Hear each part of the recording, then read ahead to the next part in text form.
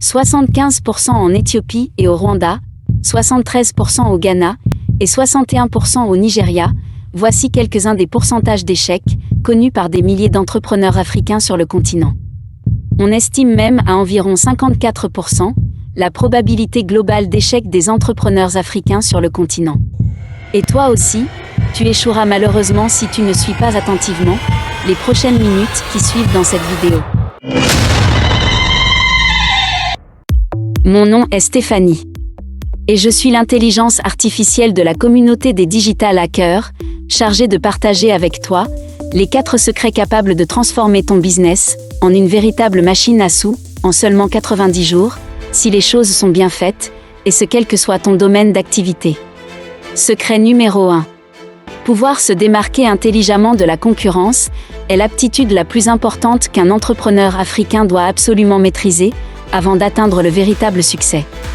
Pour bien comprendre ce que cela signifie, prenons l'exemple d'un développeur qui décide de se mettre à son propre compte. S'il décide de vendre ses services comme étant un simple développeur, au même titre que les nombreuses autres entreprises qui existent et proposent déjà ce même type de service, il est fort probable qu'il échoue, s'il n'a ni carnet d'adresses, ni beaucoup de moyens pour sa pub.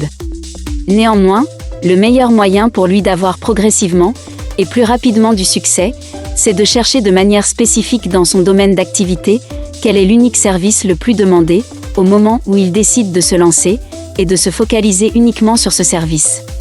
En quelques mots, sa présentation auprès de la clientèle ne sera plus simple développeur, mais par exemple, développeur spécialisé dans la conception des sites e-commerce. Ce que tu dois comprendre, c'est que la spécialisation pour un entrepreneur qui débute est le meilleur moyen stratégique de se démarquer de la concurrence et d'augmenter la valeur de ses services aux yeux de la clientèle. Car psychologiquement, une bonne partie de la clientèle ayant besoin d'un service de qualité se dira qu'il est préférable d'aller vers un spécialiste pour avoir ce qu'il y a de meilleur, plutôt que d'aller chez un généraliste pour un service de qualité moyenne voire nulle. Je sais, tu es peut-être là en ce moment, en train de dire que focaliser ton business sur un seul type de service ou de produit à la fois te fera perdre énormément d'opportunités. Mais si tu débutes dans l'entrepreneuriat, sache que tu ne peux perdre une opportunité que si tu as la capacité de t'en créer. Et focaliser dans un premier temps ton business sur le service ou le produit le plus en vogue dans ton secteur d'activité au moment où tu te lançais, en prenant le soin de te présenter comme un spécialiste dans la délivrance du dit produit ou service, est le meilleur moyen pour toi de te créer au moins une opportunité.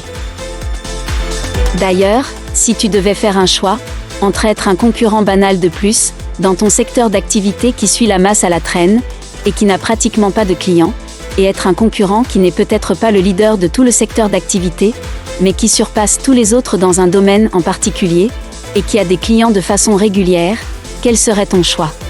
Si ton choix est bien l'éventualité numéro 2, alors sache que tu es encore plus proche du succès aujourd'hui que tu ne l'étais hier. En espérant avoir produit un contenu de valeur à tes yeux, je te donne rendez-vous samedi prochain pour la présentation du 2e secret, capable de transformer ton business en une véritable machine à sous en seulement 90 jours, si les choses sont bien faites, et ce quel que soit ton domaine d'activité. En attendant, sache que tu n'es plus qu'à un seul digital hacking de ton objectif.